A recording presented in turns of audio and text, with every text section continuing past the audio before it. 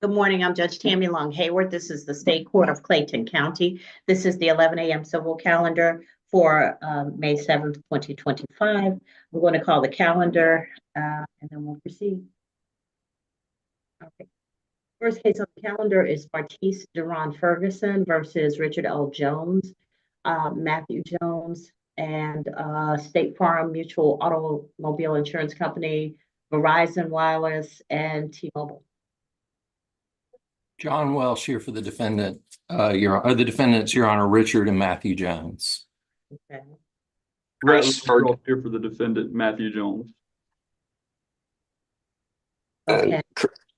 Christopher Ferguson, Your Honor, on behalf of the plaintiff, Martis Ferguson.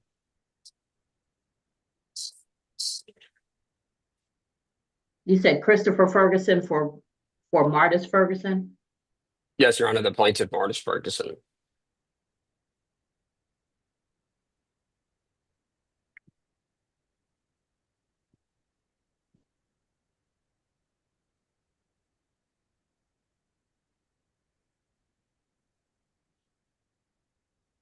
All right, next, who's here on Fazito Chansey versus Cedric Hudson, Property Rental Company?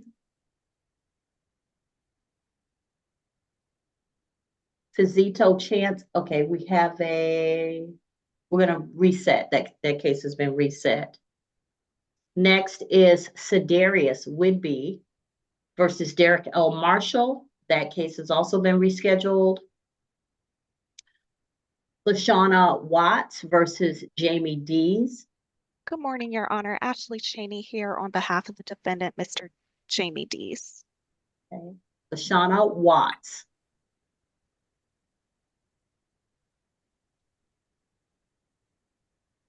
Anyone here on behalf of Lashana Watts? Your Honor, it's my understanding that Ms. Watts is now pro se. Okay. All right, so this case will be dismissed for want of prosecution. Thank you, Your Honor. You're welcome. May I be excused? You may. Thank you, Your Honor. Brian Arroyo versus Tybo Ho. John Clays for the plaintiff, Brian Arroyo, Your Honor. Your Honor, Matthew Hurst here on behalf of the defendant. Your Honor, Riley Spitzig on behalf of the defendant.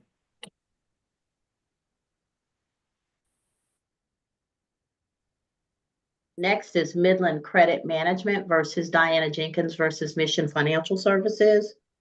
James Whitten for the plaintiff. Here, Your Honor.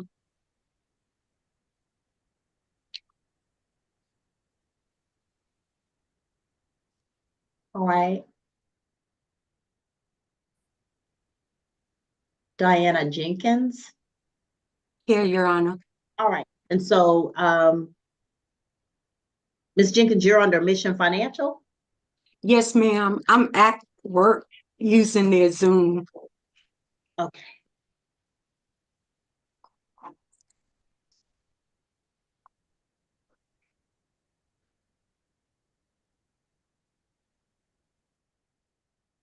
All right.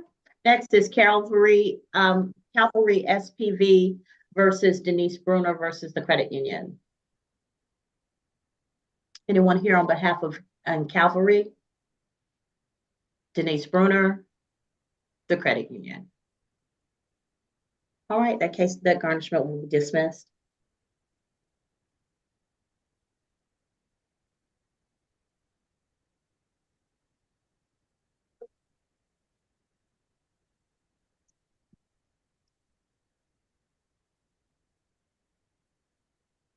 And Judge, this case was scheduled for defendant's claim, so we're dismissing defendant's claim, but keeping the garnishment active. Yep. All right, Ferguson versus Jones. Mr. Ferguson? Yes, Your Honor. So before the court, there's 3 pending motions, so I'm not sure how the court would. Okay, so if I remember correctly, this is the one where we had the criminal issue where they didn't want to, I guess, go forward with discovery because of the issue of criminality and the Fifth Amendment right against self-incrimination. That is correct, Your Honor. All right, so where are we now? So we were able to take the depositions of both defendants, Mr. Jones, Richard Jones and Matthew Jones. We took those depositions with counsel present for both in December of 2024. So we took those depositions. We sought to corroborate some of the testimony of Mr. Jones by propounding plaintiff's non-party request to Verizon Wireless, Mr. Jones's wireless cellular provider, for Mr. Jones's cell phone records. We obtained those records, and based on those records, we filed a motion for sanctions and a motion to strike Mr. Jones's answer and deposition testimony. Before we filed that motion, Your Honor, defendant Richard Jones filed a motion for summary judgment. Because plaintiff's motion to strike is based upon Richard Jones's deposition testimony, is based upon evidence that the defendant is seeking to use as a basis for his motion for summary judgment, the plaintiff is requesting that the court hear plaintiff's motion for sanctions first, prior to hearing any dispositive motion in the case. All right. And in addition, Your Honor, the plaintiff has filed a separate plaintiff's motion for summary judgment as to defendant Richard Jones, which is unopposed. The defendants have failed to respond.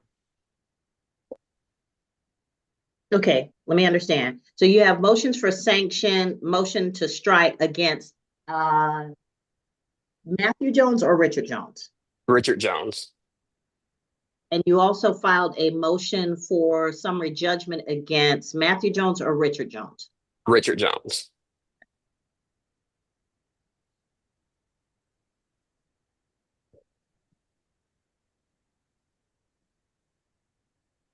Okay, and Mr. Richard Jones has filed a motion for summary judgment also. Is that correct? Or was it Matthew Jones? Okay. That is correct, Mr. Richard Jones.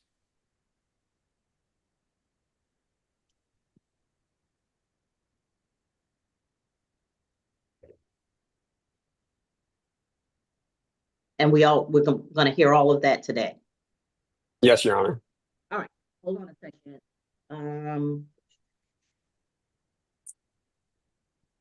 Let's hear Midland. Let's try and get them out of here pretty quickly because I think this is going to take longer. So in the case for Midland Credit Management versus Diana Jenkins versus Mission Financial Services, it's a garnishment action. Go ahead, sir. What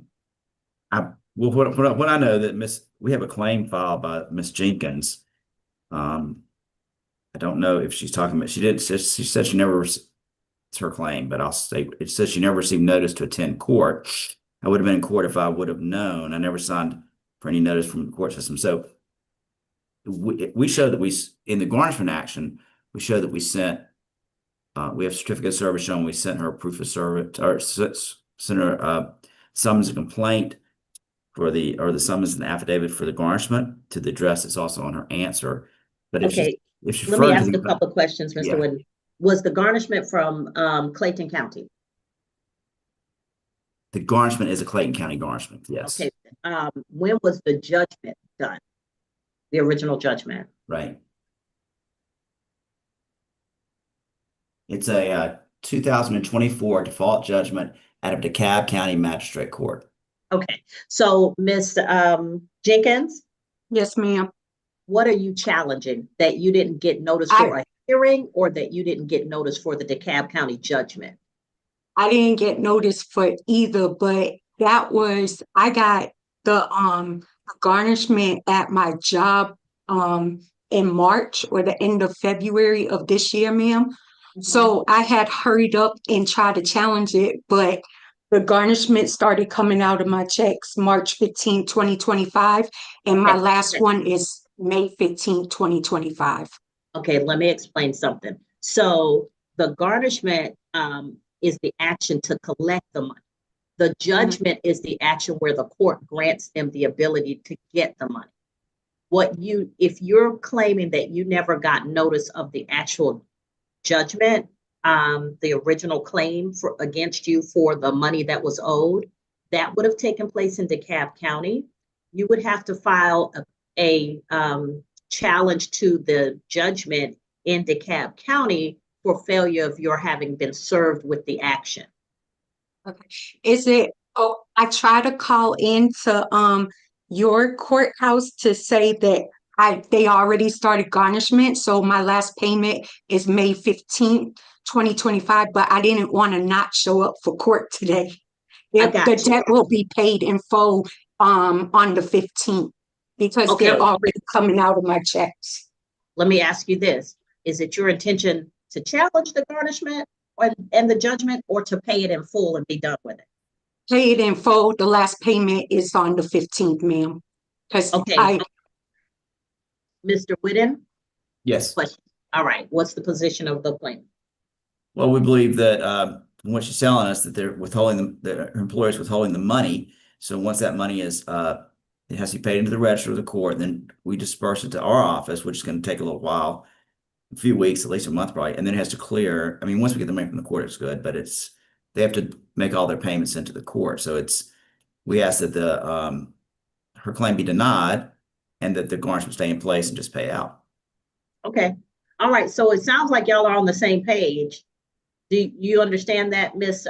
Jenkins? Essentially that you said that this will be paid off next month, if I'm correct. No, this next week, ma'am. Next week, I'm sorry. And Yes. then, so if your job is already taking it, what they're waiting for is your job to pay the money into the registry of the court, and then for us to what we call condemn the funds, which means to give them over from the registry of the court to the plaintiff. And well, sorry, ma'am. And they have to pay Clayton County. I'm sorry. Is it Clayton County courthouse? Yes, ma'am. The funds will come to our clerk, and then she will disperse them to Mr. Whitten's client. Okay, and then will Midland Credit Management send me something showing that it's been paid in full? All right. So, Mr. Whitten, will your client be providing a satisfaction of judgment? Yes, we will satisfy the judgment, and if there's a FIFA, which I believe there is, we'll satisfy that also. Okay, and if you could send Ms. Jenkins those copies. Ms. Jenkins, did you want, did you want to verify your mailing address for them to send that information to you? Or did Yes, you want ma'am. to have it emailed to you? Either one. We can do email. Okay, so what I'm going to do is, do you know how to use the chat function? I've got it, Your Honor. It's on Okay. He has your email address. So Ms. Jenkins, he's gonna, once this is clear, he's gonna send you what's called a satisfaction of judgment and the satisfaction of the FIFA. So keep those for your records, okay? Yes, ma'am. All right. Thank you, ma'am. I hope I've answered all your questions. Yes, ma'am. May I leave now? Yes, ma'am. Take care. Thank you. Yep. You're welcome. Thank you, Your Honor. Maybe it's You're useful. welcome. All right. Yes. So the challenge will be, the traverse will be dismissed, and Ms. Jenkins is going to satisfy the judgment. All right, so that's taken care of, and let's, I think Arroyo might not be very long. Arroyo versus Hill. Yes, Your Honor, there are two pending motions before the court. Okay. One is a motion to dismiss. The other one is a motion for service by publication. I'm not sure in which order the court wants to take them up. Let's hear service by publication first. That's Mr. Cleary's motion. All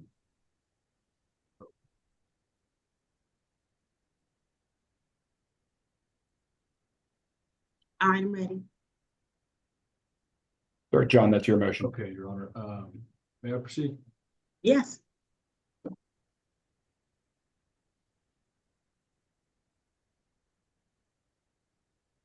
Your Honor? Can you hear me? Yes, you may proceed. I'm sorry, I'm having difficulty.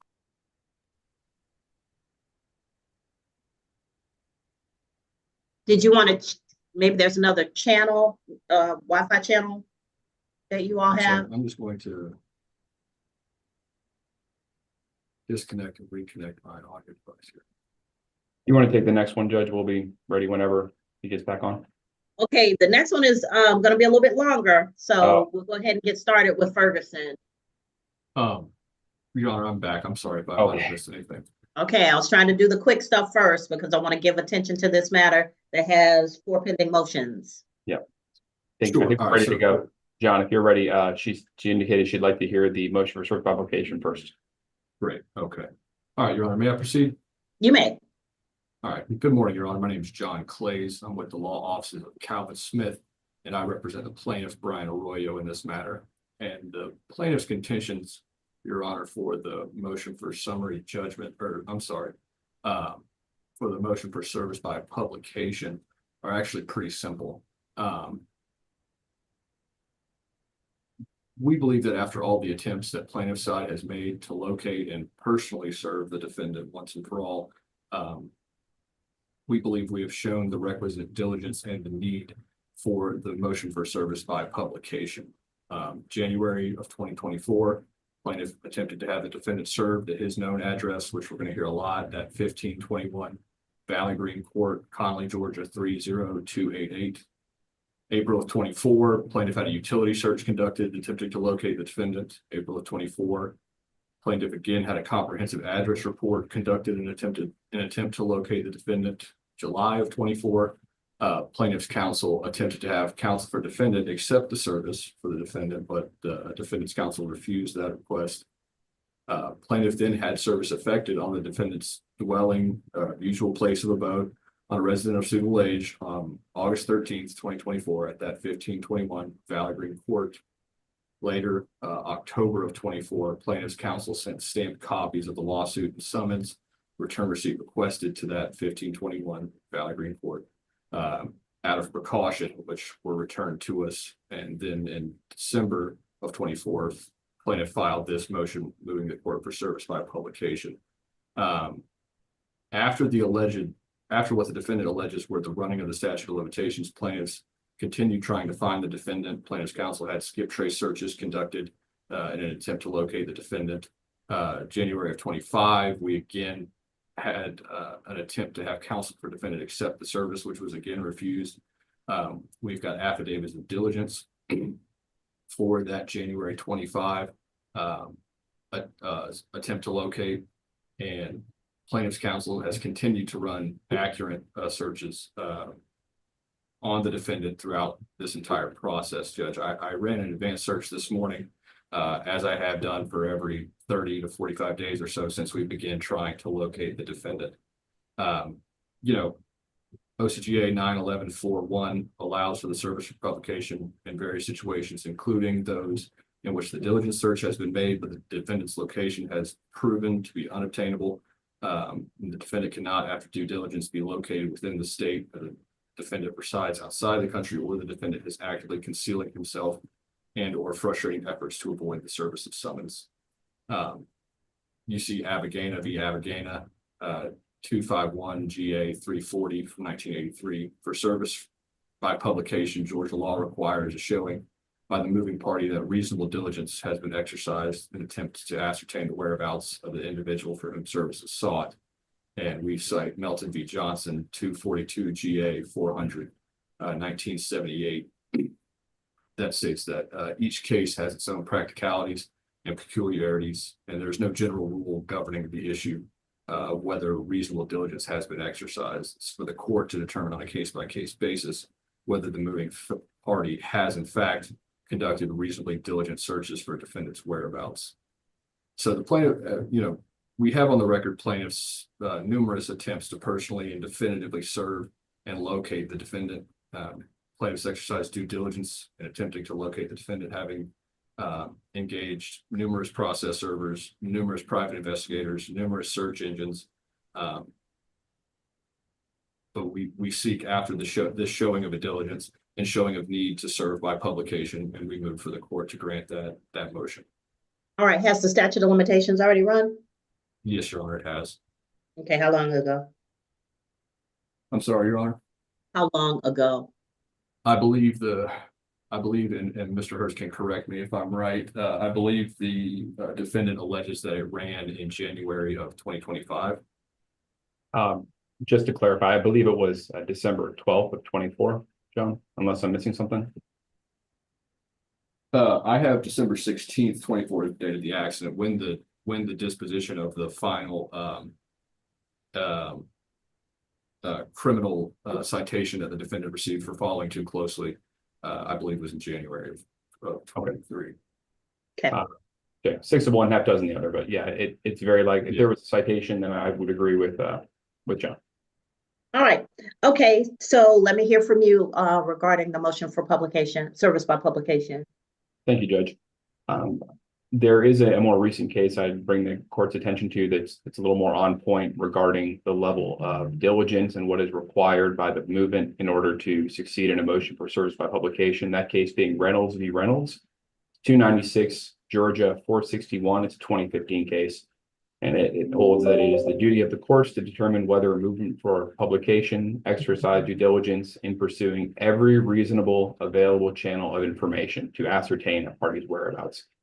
Here, the evidence that plaintiff has presented in support of this motion it simply falls short. The only evidence the court has is we have a single attempt in January, which I believe it was on the 19th. So that would have been after the statute ran. And according to that affidavit that was submitted, I believe it was attached as plaintiff's exhibit number 1 to their brief in support of the motion. And it says that the process server noticed that there was no one at the residence. The mail had not been picked up for some time. And in the process server's opinion, they said, do not believe anyone is living here at this time. Subsequently, as John mentioned, there was a skip trace, I believe he said, in January of 2025. He has mentioned that he's performed various additional searches. The court has no evidence before it of when those searches were done or what they consist of. There is certainly no additional evidence to support that there have been ongoing efforts in order to locate this person. Instead, it's simply the process server went out there and came away from it with the idea that this is not the right address. And then there's evidence of one additional search. Additionally, Your Honor, the motion for service by publication is a little bit curious simply because there is no uninsured motorist or involvement in this case.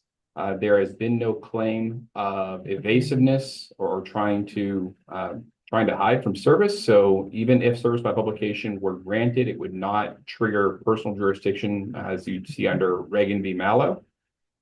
So I'm a little confused as to the end goal of service by publication, as it would not convey personal jurisdiction. And in the absence of personal jurisdiction, in the absence of a carrier, I'm not sure there would be any possible recovery, or the court would have any jurisdiction over anyone that could be held liable for any kind of judgment.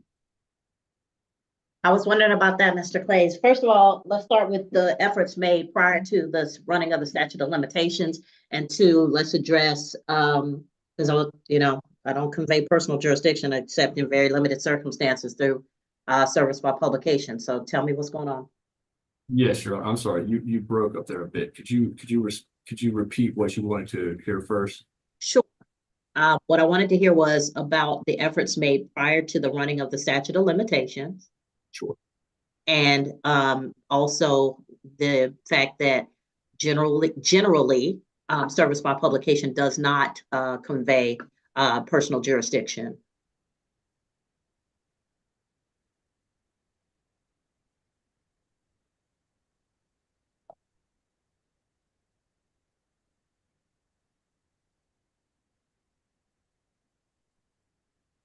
One second. Let me get back.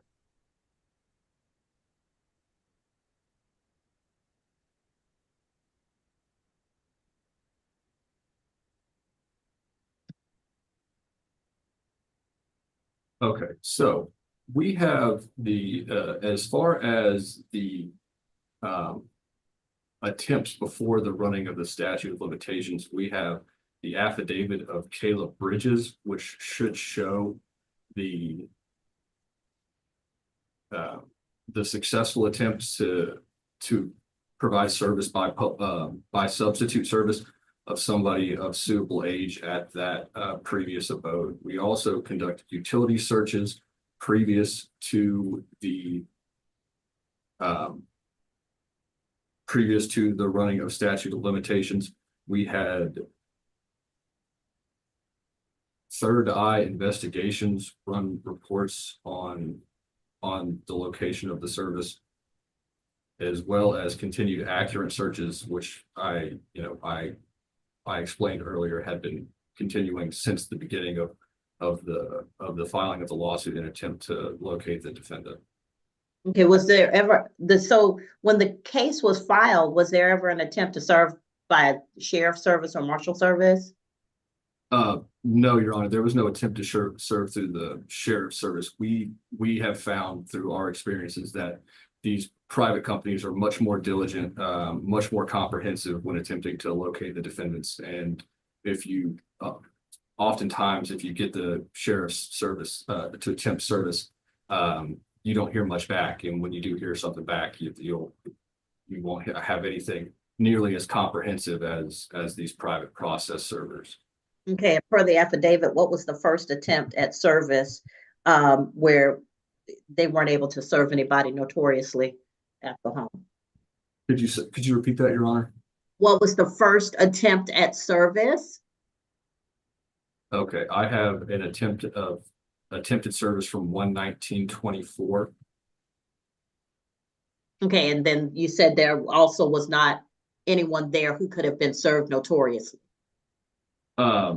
Correct. Yeah, the defendant's position that occurred after the statute, I'm a bit confused by. If this is a non-service attempt from 1/19/24, the statute being 12/15/24.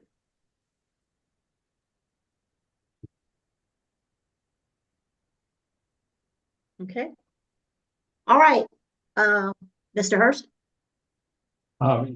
Yes, Your Honor, and I would just mention on that with regard to the pre-statute of limitations attempts, the evidence that's been submitted by plaintiff, the utility search is undated. The Third Eye investigations, which I believe is what he referred to as a skip trace, that appears to be dated in January, as he mentioned. And then January of 25, I'm sorry. Okay, so what you're asserting is between January 24 and January 25, there hasn't been a diligent attempt to make service upon your client. Well, I'm in response to the motion for service by publication. I'm arguing that plaintiff has failed to present competent evidence to show that they've met the burden of exhausting, pursuing every reasonable available channel of information, and that's it's admittedly an ill-defined standard. Yeah, I mean, I'm just saying he's usually on my cell phone. It takes me about 10 minutes to find somebody through publicly available information if I were to look. Yeah. So he's already said he's had a private service company go out. He's had two. He's had utility searches done, which I'm sure you got to pay for that search engine because that's not out there just randomly. He's also had an investigation, a skip trace agency go engaged. He's done continued follow-up searches. He's gone back out to the house again. And all of these things have not resulted in service upon your client. So how much more diligent should he be is what I'm wondering. Because to me, he's done way more than a lot of people who ask for service by publication. I understand, Judge, and that's certainly a matter that's before Your Honor as far as your determination. I would also raise that, and this transitions to the motion to dismiss. Is that what you wanted to? Yes, okay, there we are. See how smooth that went? Thank you, Judge. The motion to dismiss is simply, Your Honor, that in the absence of service, the court's without jurisdiction, and that a motion to dismiss is appropriate. To the extent the court decides to grant the motion for service by publication, I believe that would be a win without any kind of victory, because there is no carrier. There's no one that would be responsible for a verdict that would follow nominal jurisdiction. If there was an allegation, and if the court were convinced that there was evading service, knowledge of the suit, presence within the state, and evading service, then the court could and be permitted to attach personal jurisdiction based on service by publication. But plaintiff has not made that argument. It's not before the court. There's certainly no evidence to support that.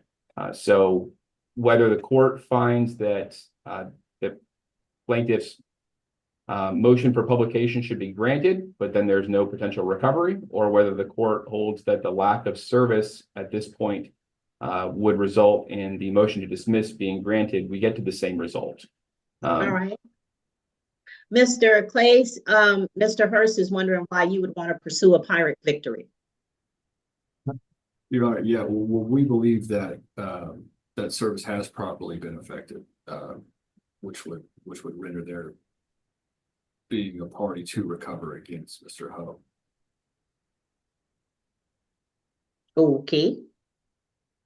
Would you like to hear more about my side of that right now, Your Honor? A little bit, not Okay, much, but a great. little bit. Sure. All right. Well, in our response to the motion to dismiss, plaintiff contends that proper service was properly effected under OCGA 911E7.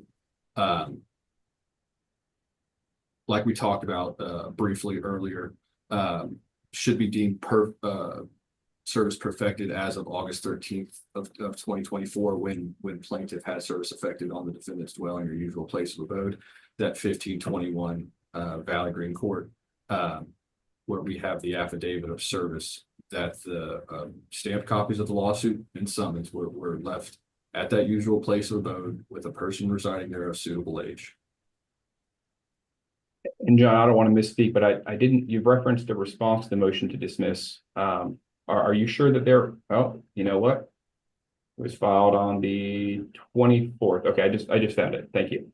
Yeah, that was sorry, that was sent over via email, so you should have had it. But, okay, if you could send it to me as well, please. I didn't get that, but I trust that if it was filed, it should have got it. So if you could just have it, send it over to me, then I'll have it. Okay. Woo. All right. So, gentlemen, let me, the argument has been engaging. Let me look into this, and then I will issue orders to you very quickly.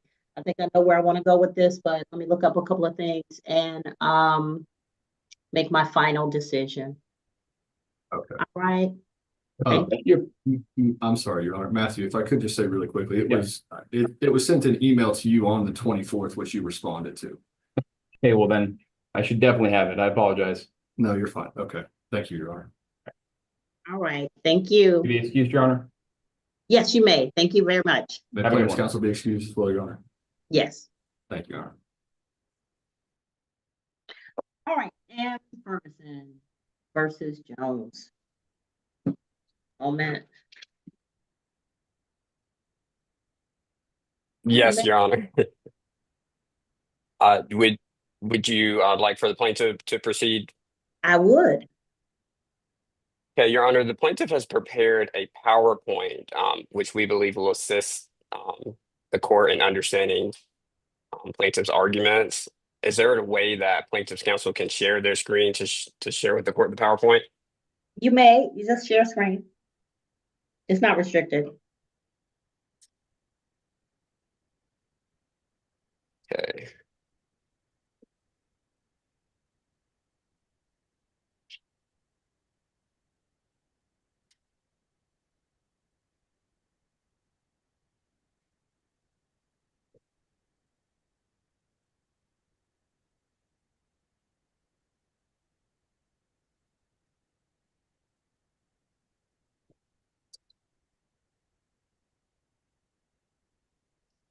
Okay. Can Your Honor see the screen, the PowerPoint? I can. Very well. Thank you. Okay. Nothing too much. Just I figured it would be easier, considering all the issues involved in this matter, to have like a visual aid for the court.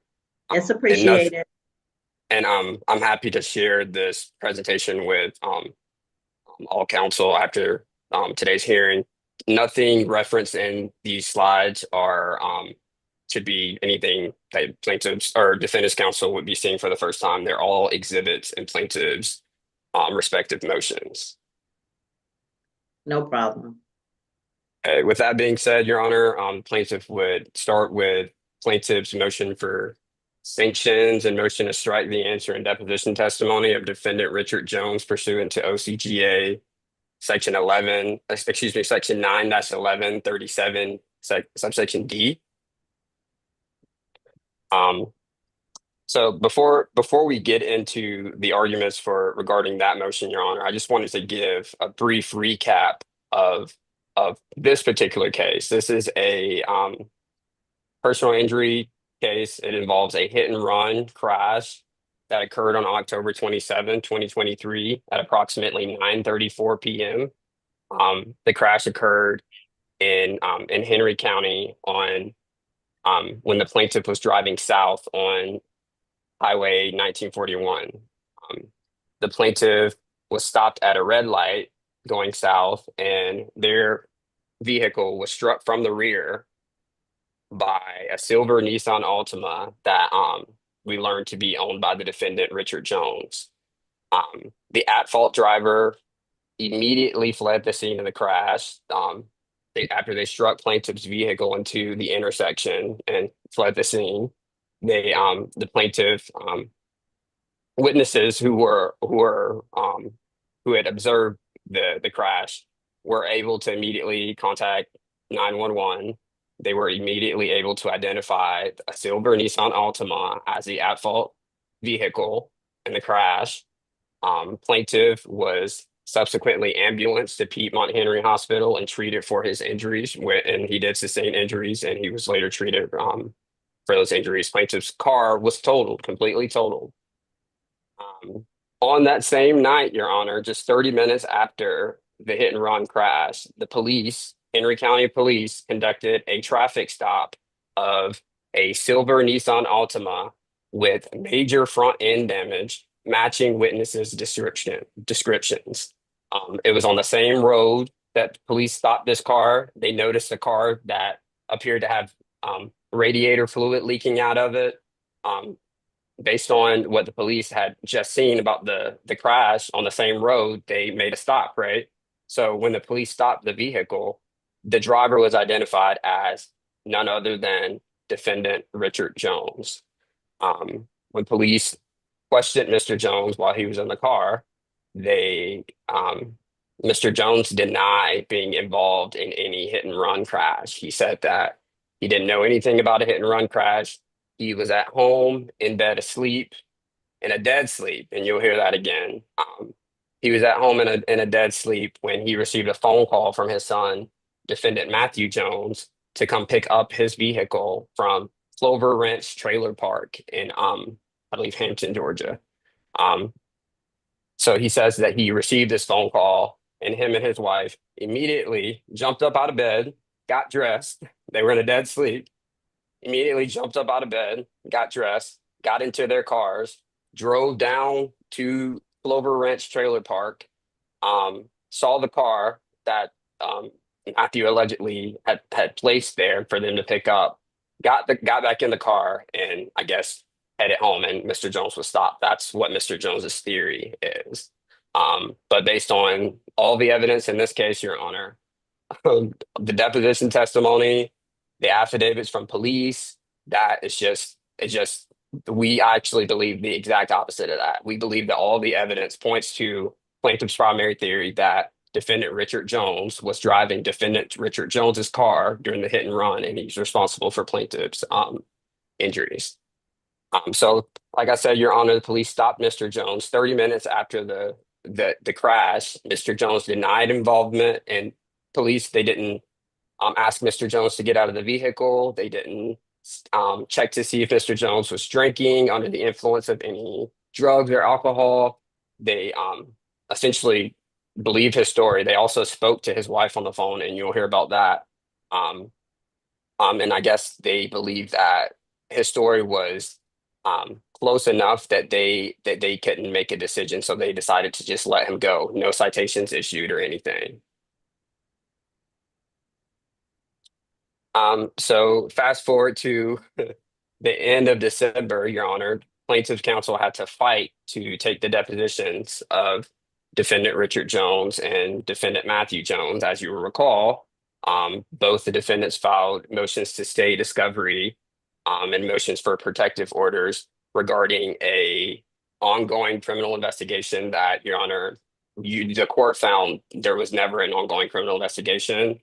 Plaintiff's counsel was able to procure an affidavit from the reporting police officer who confirmed that the criminal case regarding the hit and run crash was never ongoing. It was closed and there was no prosecution referred or anything. So they really had no basis. They had no basis whatsoever to claim that there was a criminal investigation. There was no serious risk of self-incrimination. When we took the deposition of defendant Richard Jones in December, Mr. Jones, he stuck to his same story. He said that he was not the driver of his vehicle when during the hit and run crash. He testified on 3 separate occasions, and you can see on the screen here, we have quotes from his deposition testimony. He testified that Matthew called me and said the car was at Clover Ranch and needed to go pick it up. When asked by plaintiff's counsel, what time did you get to Clover Ranch? Defendant Richard Jones responded, I don't have an exact time. I got woke up out of a dead sleep. I was in a dead sleep when Matthew called. He said the car's at Clover Ranch. You need to go pick it up, and he hung up. This was this was stated several times during the deposition of Mr. Richard Jones, Your Honor. Unambiguously, very clearly, right? He said that he was at home in a dead sleep when he received a phone call from his wife, or when he received a phone call from his son Matthew to go pick up his car at the Clover Ranch Park. It was very clear, nothing ambiguous about it. So plaintiff's counsel sought to corroborate some of Mr. Jones's testimony. And in order to do that, plaintiff's counsel sent non-party requests to defendant's cellular provider, Verizon Wireless, which he confirmed during the deposition. We received responses from Verizon Wireless, and they produced Mr. Jones's cellular records from on the night of October 27, 2023, the night of the hit and run incident. And plaintiff specifically requested Mr. Jones's cellular records from the time period of 9 o'clock p.m. to 11:59 p.m. And for purposes of what I'm going to argue for today's motion for sanctions, this is the relevant portion, but it's attached as an exhibit in plaintiff's motion as well, Your Honor. So this is an annotated version of the thing, so to help the court understand. So Mr. Jones testified that he was in a dead sleep when his son called and told him to go pick up the car. We know, based on Henry County 911 call, 911 dispatch call reports, that the time of the hit and run crash was at approximately 9:34 p.m. on October the 27th. So we have that here marked 9:34 p.m. So this is the time that the crash would have occurred. So Mr. Jones, assuming that Mr. Jones is telling the truth, that he received a phone call from his son telling him to go pick up the car, the crash occurred at this point at 9:34. The crash occurred at 9:34.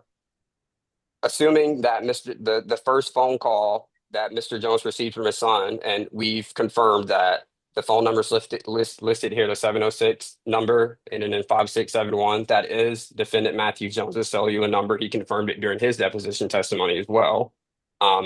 Assuming that at the point of the crash, 9:34, the first incoming phone call that Mr. Jones received from his son Matthew Jones was at 9:36 p.m. Mr. Jones testified that he was in a dead sleep when Matthew called. He said that his car was at Clover Ranch and he needed to go pick it up and hung up the phone. Assuming that this was in fact that call that he received from Matthew Jones, you would expect that Mr. Jones would not have been both making and receiving phone calls to his son, Matthew Jones, prior to that time. He testified that he was in a dead sleep. However, as you can see, Your Honor, Mr. Jones received one incoming phone call from Matthew Jones at 9:15, lasting approximately 3 minutes. He made 2 outgoing phone calls at 9:20 p.m. to his son Matthew Jones that lasted approximately 1 minute. He received Another incoming call from his son, Matthew Jones, at 9:32 p.m. This was just 2 minutes before the crash. And this phone call lasted 2 minutes. So, Your Honor, based on this evidence, we were looking at it and plaintiff's counsel was confused because Mr. Jones's deposition testimony was unequivocal. And we don't understand how he can both be in a dead sleep and both making and receiving phone calls at the time that he testified to have been in a dead sleep. This is what spurred the motion for sanctions because we believe that the only logical answer to this major discrepancy is that Mr. Jones provided false testimony under oath in an effort to prevent the plaintiff from determining liability in this civil action. Unfortunately, Defendant Jones hasn't really produced any evidence to dispute the cellular records that we have provided here today. He in his response, he did file a response, but however, I don't believe that I'm not sure if it's an issue of Mr. Jones's counsel not being up to speed on the facts of the case, but in Mr. Jones's response, there are several inaccurate statements made. Your Honor, attached to Verizon Wireless, the cellular records that they also provided this explanation sheet so you could understand what the different things are and like the data that they provided. Can Your Honor see this? I see it. So I want to bring the court's attention to the origination column here. It says this column identifies the geographical area for which the line is being charged when placing or receiving a call. And you see here it has 2 asterisks beside it. Right. If you go down, if you read this, the 2 asterisks say, it's a disclaimer, it says, the information listed in the origination and destination columns is compiled for billing and pricing purposes and does not contain any definitive statement of the user's location at the time when the communication was made.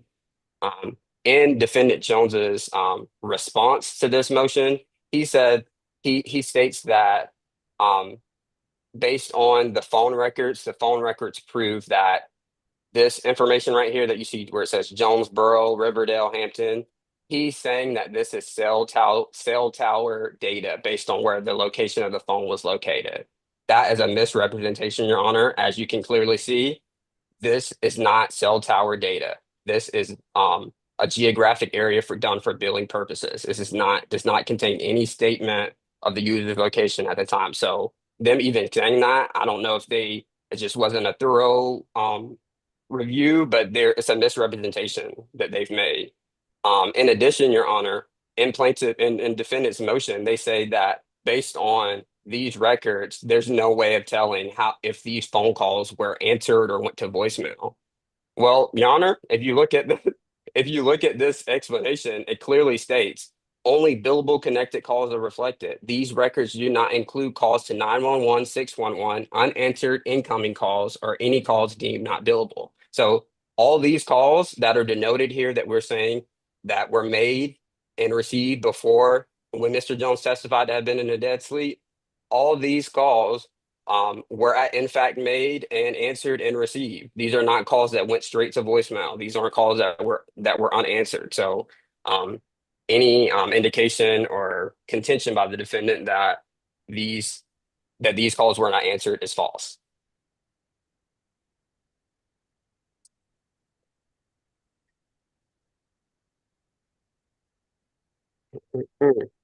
So and the other big argument that defendants stated in their motion, well, they said because plaintiff didn't file a motion to compel, Your Honor, you can't grant sanctions. Well, that's actually false as well, based on Georgia law. When a party receives a substantive answer to a discovery request, they are entitled to believe that answer. They are not required to file a motion to compel or seek clarification of that substantive response in order to obtain sanctions should they later learn that the answer provided was false or intentionally misleading. This is Resurgence PC versus Elliott. It's a Georgia Supreme Court case 301-589, 2017. Further, a party's intentionally false response to a discovery request, and this deposition testimony is no different than a discovery request, Your Honor. It's no different than an interrogatory. It's just, it happens to be in the form of a deposition proceeding. It's the same effect. It's under oath testimony that can be used as evidence in a trial. A party's intentionally false response to a discovery request constitutes a failure to respond under OCGA section 911-37D and justifies the imposition of severe sanctions, including striking the pleadings of parties. And this is a Marta versus Doe, Georgia Court of Appeals case 292-532, 2008. So, Your Honor, you as the trial court, you have the discretion to strike pleadings. You do have that discretion. Make no mistake. And as the trial court, another one pending right now, same situation. But as the trial court, we filed this case last year. We filed it at the end of January of 2024. It's been almost a year, and the plaintiff still has like zero recovery for a hit and run crash that happened. So it's like, how long should the plaintiff have to wait? Like the defendants, they've intentionally been uncooperative. They've placed all these obstacles in place.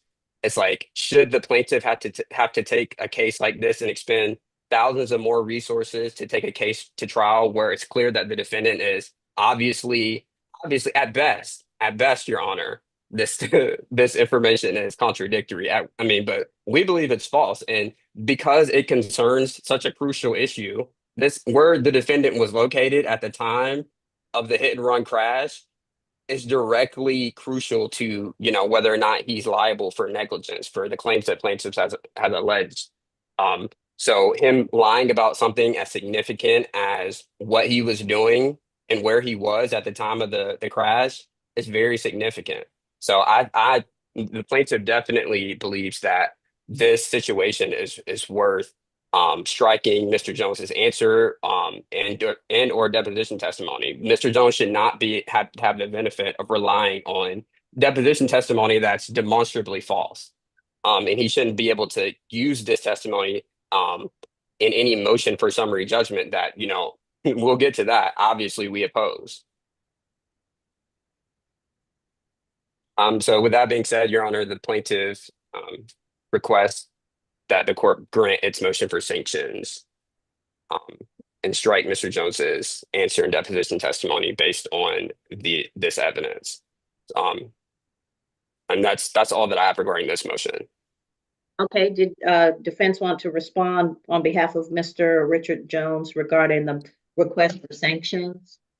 Yes, Your Honor. If it pleases the court, I really feel like this comes down to a genuine issue of material fact.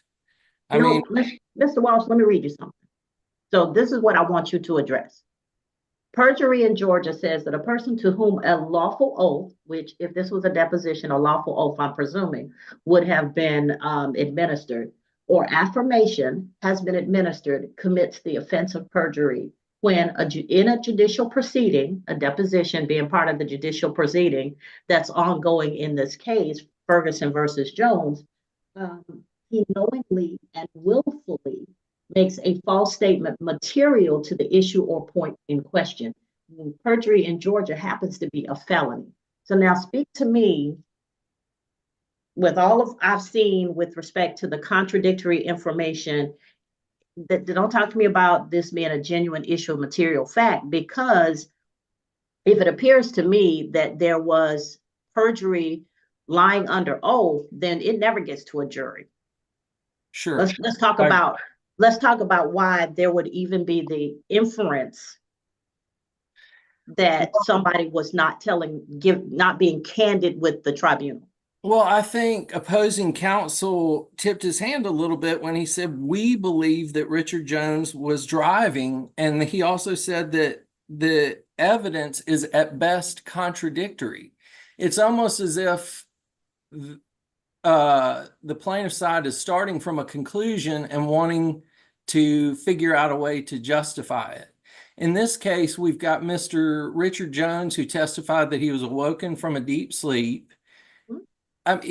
his deposition was taken a year after the accident. He testified that he did not know the exact time.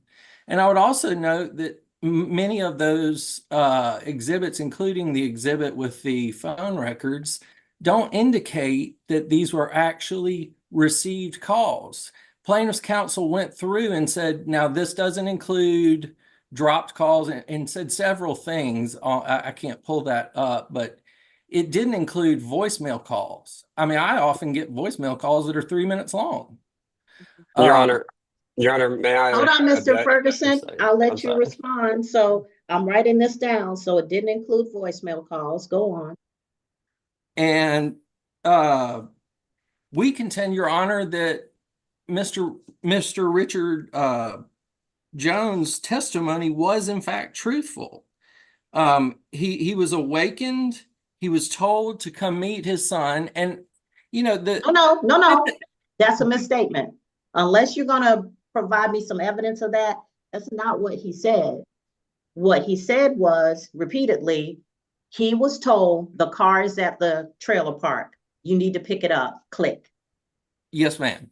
Okay, And so that he was the not extent told of to his come meet information. son. My understanding is the son wasn't present, and he wasn't present in the vehicle once the vehicle was obtained from the trailer park. That's correct, Your Honor. And Okay, I know it looks like I'm not paying attention, but I have this thing where if I hear it, I remember it. If I read it, I remember it. So assume that. okay. Richard Jones testified that Mr. Matthew Jones was the last person that he knew to be driving the vehicle prior to going to sleep that night. And he received the call to come pick up the car, which he did. And in the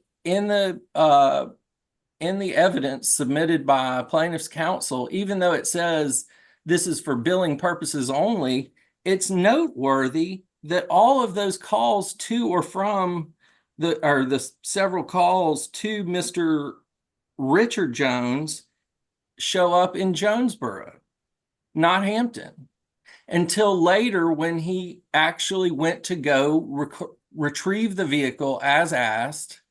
And then it shows that he received calls in Hampton on plaintiff's counsel's own exhibit. And we would contend, Your Honor, that this is simply an issue of genuine issue of material fact, because there's no indication of misleading testimony or willful or intentional deception. Mr. Jones maintains to this day that he was not driving the vehicle at the time that it was in the accident.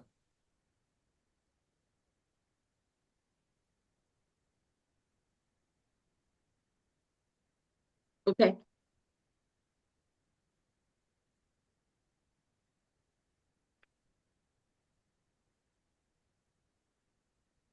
I'm assuming there's been more than just the depositions done. There have been, Your Honor, and I'm not aware of any inconsistencies with the responses by Richard Jones. It's just the plaintiff takes the position that it's inconsistent with information that they're able to generate that's somewhat partial information. But I'm not aware of any inconsistencies within he's maintained the same story throughout discovery and his deposition. All right, Mr. Ferguson.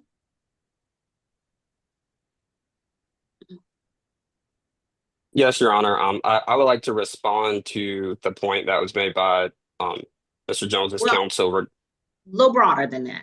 You can respond to what he said, but also what I want to understand is discovery is usually not just depositions. There's usually written discovery propounded. Is there any discrepancy in the written discovery that would bolster what you're pointing out to the court with respect for support for sanctions? Before the plaintiff took the depositions, the plaintiff propounded written discovery to all defendants, Mr. Jones, Richard Jones, Matthew Jones, and at the time the insurance company who was a party in the case. The responses that we received from Mr. Jones and discovery were written by his attorneys, Your Honor. So that we couldn't really get information from those. So our goal was to speak and take his deposition. Mr. Jones, he stuck to his story that he wasn't driving the car. He denied that, but at that time we didn't have nearly as much information as we needed at the time. So we took the deposition in order to gather that information. And after taking the deposition, we sought to corroborate some of the testimony by sending non-party requests to Verizon Wireless to corroborate just part of Mr. Jones's testimony. But Your Honor, don't make no mistake, and we'll get to this. There are other discrepancies in Mr. Jones's testimony, and we'll get to that. I think with regard to defendant's motion for summary judgment, because it'll come up in that regard. But in regard to this particular piece of evidence, regarding his statements as to where he was and what he was doing, we filed this motion because we believe that Mr. Jones was using his deposition testimony, his self-serving deposition testimony, stating that he wasn't the driver of the car. His son is also asserting his Fifth Amendment privilege. He doesn't speak at all regarding the situation. So if Mr. Jones is able to deny responsibility for driving the car, and his son is also not speaking by way of pleading the Fifth, there's no way that the plaintiff will ever be able to determine who was actually driving Mr. Jones's vehicle at the time of the hit and run.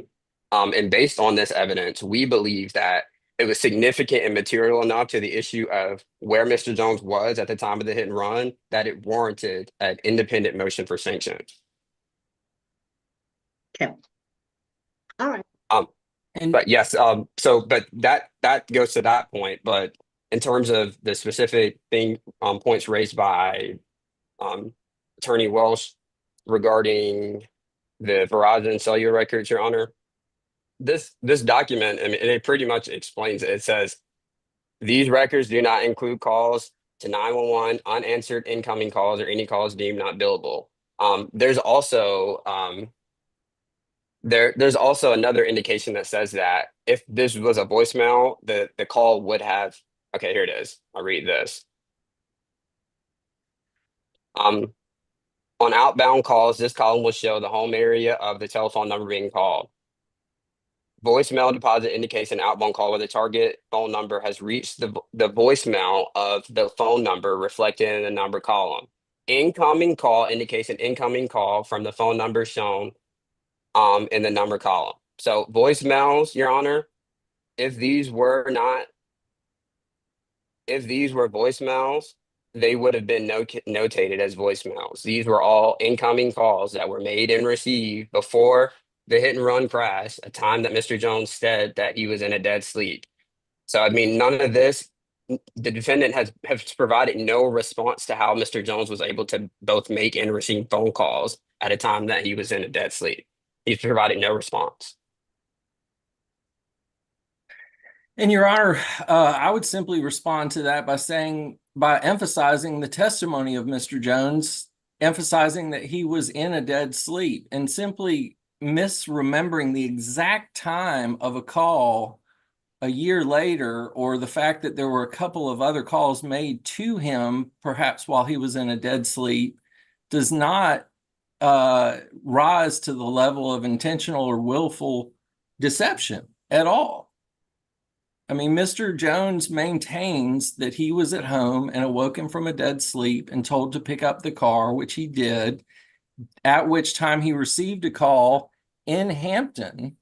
I mean, in Hampton, three calls in Hampton, where previously they were in Jonesboro, where he was at home asleep. And the testimony of the testimony of Matthew Jones was to plead the Fifth. And in a civil case, we can infer from that, and a jury can infer from that. And in light of that, and the previous statements about the records, we think that there's no intentional or willful deception here, or deception at all. Okay. Plaintiff's motion for summary judgment? You're on mute, Chris. Before we get to that, Your Honor, the defendants, there is a separate defendant Richard Jones motion for summary judgment. Okay, so there's the motions for sanction and then the motion for summary judgment, right?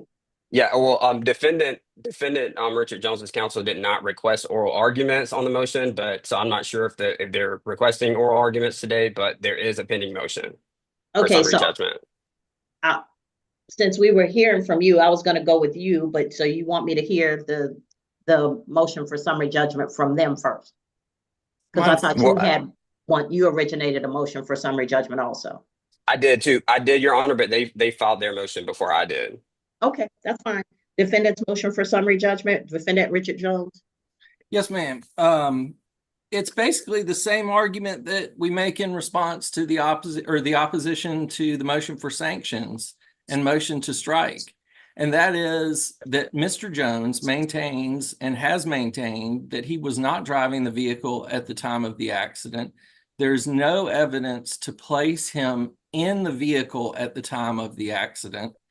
And the negligence claims against Mr. Jones are due to be dismissed on the basis that all of the evidence, testimony, discovery responses, he's maintained that he was not driving the vehicle at the time of the accident. And even some of plaintiff's counsel's own exhibits indicate to some degree that Mr. Jones was at his home in Jonesboro as opposed to Hampton, where the accident actually occurred, until later when he went to go pick up the vehicle.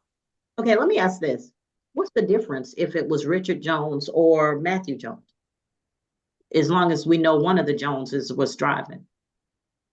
Well, it doesn't make a difference, Your Honor, I don't think, in terms of recovery, except that we're trying to establish the ultimate issue in discovery, and they've come to a conclusion that it was Richard Jones that was driving. I'm not sure why. There may be more insurance. I don't know why, but the contention of the defendants is that Richard Jones was not driving that vehicle until he went to go pick it up as instructed by his son,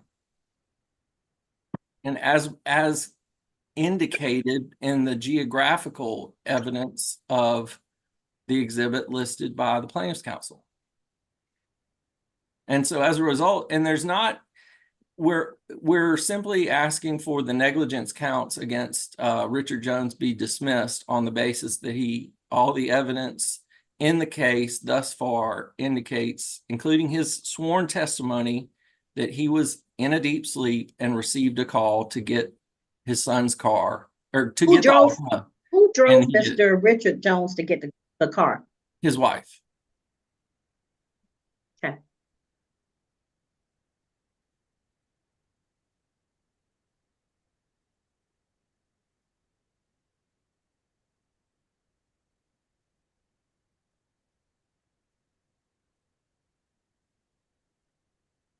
All right.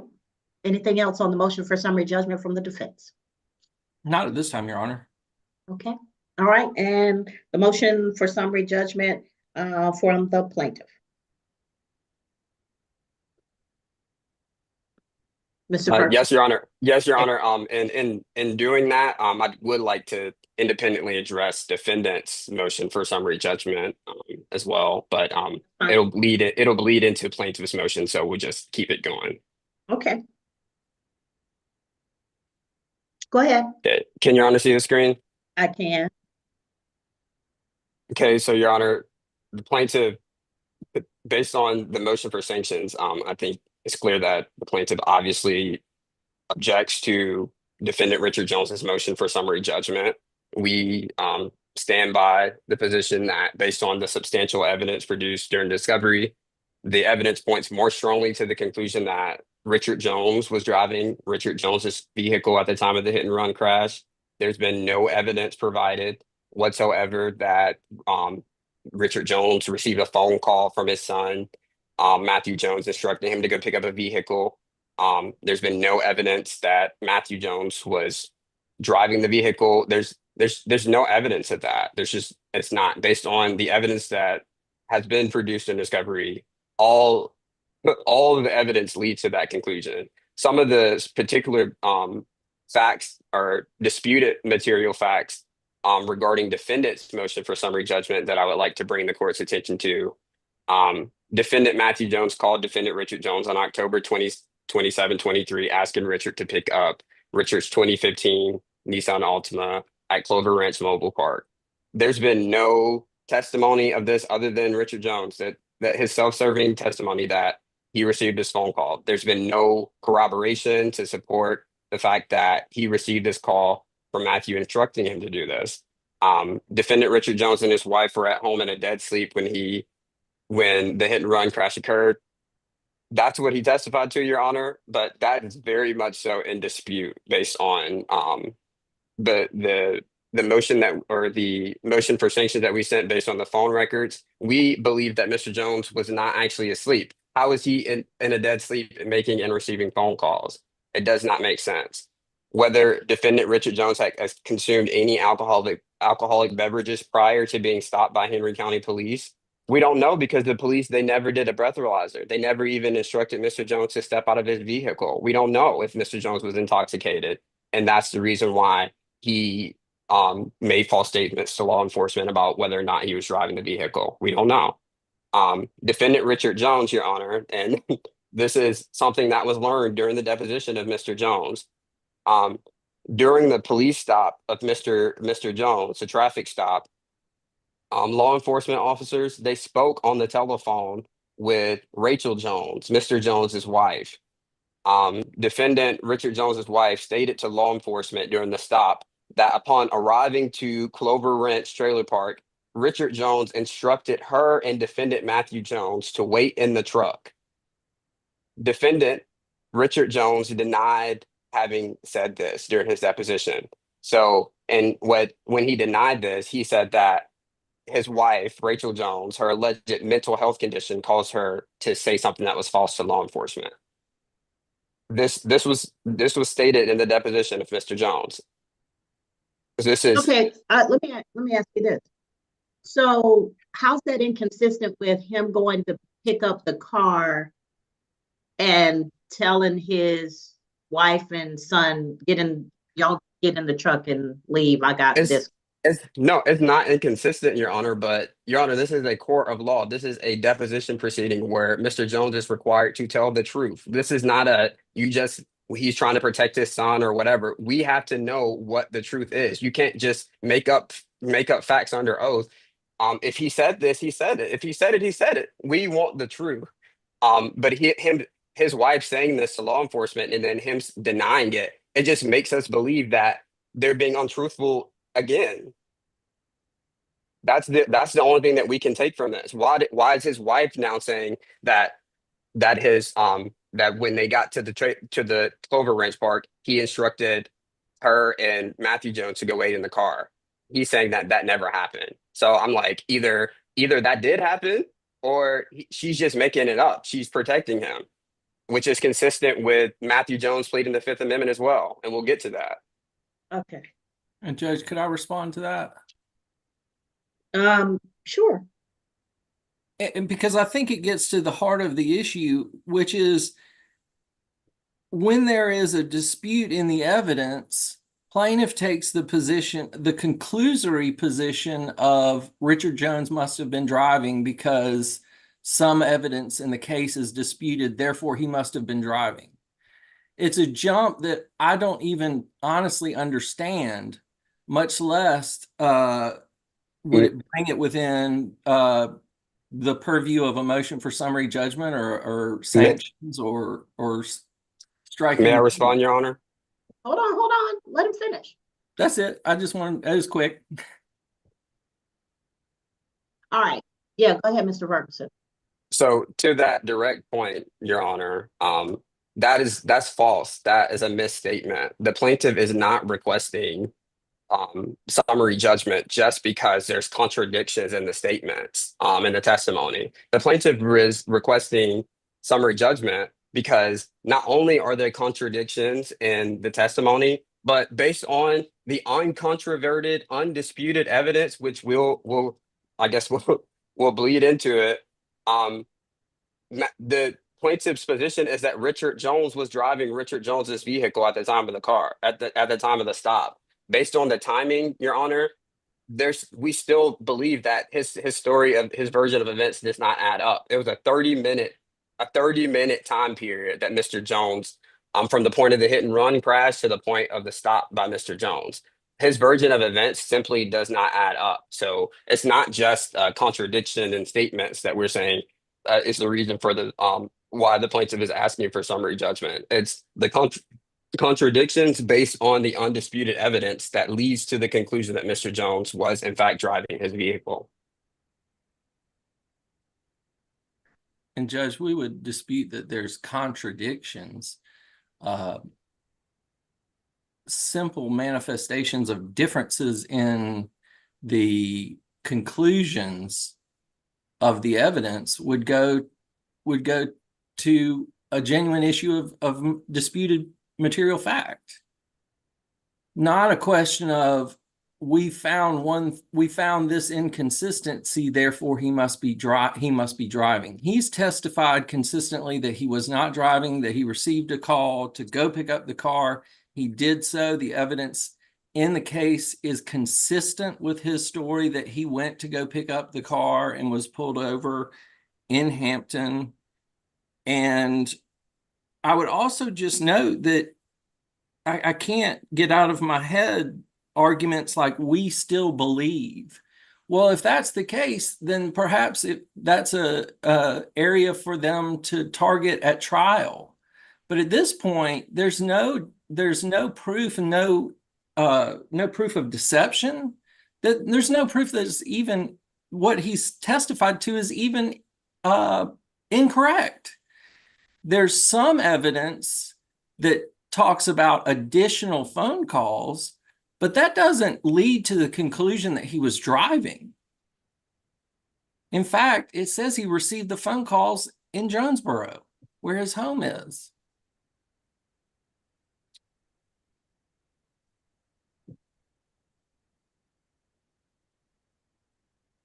Your Honor, you're muted. Heard the motion for sanction, motion to strike, motion for summary judgment for the defense, for Richard Jones, and now it's the plaintiff's motion. Have we heard all of that for summary judgment? No, so that's what I'm ending with, Your Honor. But before I finish with that, Mr. Wells continuously referring to Jonesboro and the locations on that on that map when I specifically.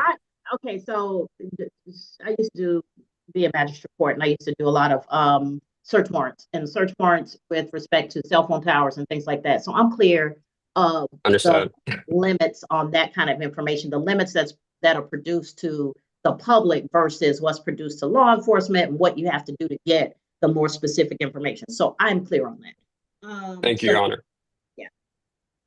So, and as we close, this is plaintiff's unopposed motion for summary judgment as to defendant Richard Jones, Your Honor. And the reason it is unopposed is because defendant Richard Jones failed to file a response to plaintiff's motion he's failed to file a response. There's been no response filed to date with regard to this motion.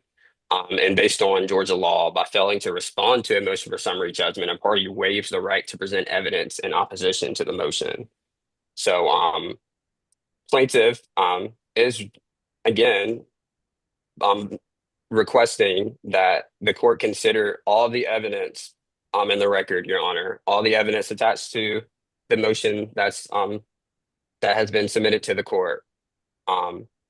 The plaintiff is entitled to summary judgment as a matter of law as to defendant Richard Jones on plaintiff's claims for negligence per se, punitive damages, and attorney's fees. The plaintiff is requesting summary judgment on these claims on the issue of liability only. The plaintiff is requesting that a hearing, a jury trial be conducted on the issue of damages regarding these claims.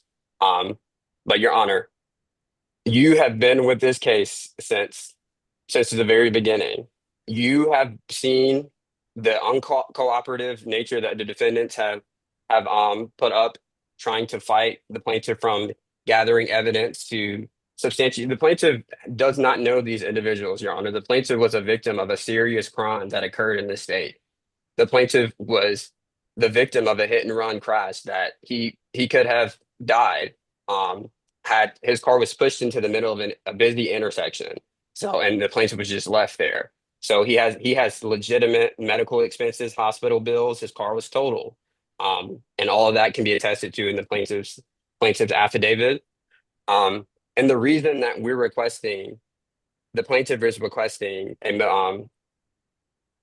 requesting motion for summary judgment is because based on the record before the court, it is plaintiff's understanding that there is no genuine issue if somebody is lying, if somebody's being untruthful before the tribunal, if somebody's continuously being contradictory, being uncooperative, that tends to lead to the fact that that person is probably, liable for something. So it's like, should the plaintiff have to continue to expend resources preparing this case for trial when there's really no genuine issue in dispute?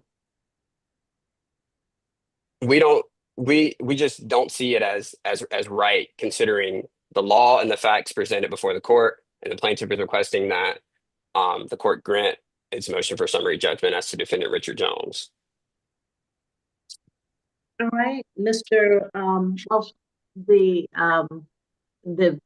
plaintiff's strongest argument on this with respect to the motion for summary judgment is that it's uncontroverted and there was no opposition filed by the defendants. Tell me what's going on. Well, Your Honor, to be honest, I recently, as in a day or so, took over this case. I was not aware that there was a motion for summary judgment pending by the plaintiff. However, the issues are the same in the motion for summary judgment, and it's based essentially on the arguments of the motion to strike, which we've addressed substantially herein. All right. And can submit a supplemental response if the court wishes. Right. I think I've heard, I'm clear on this.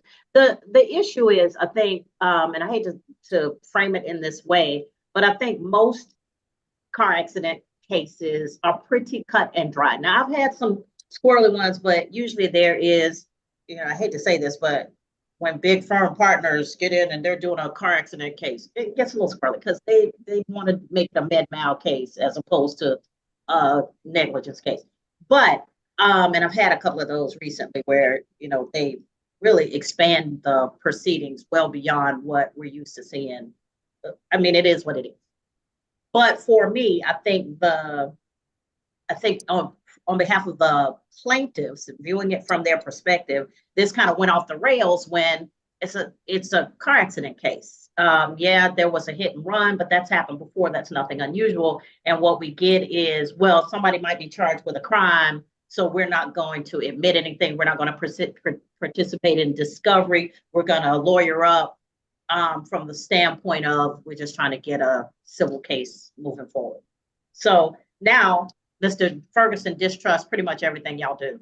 Hate to say it, but that's the way it appears from this view of the bench, looking at it from both sides.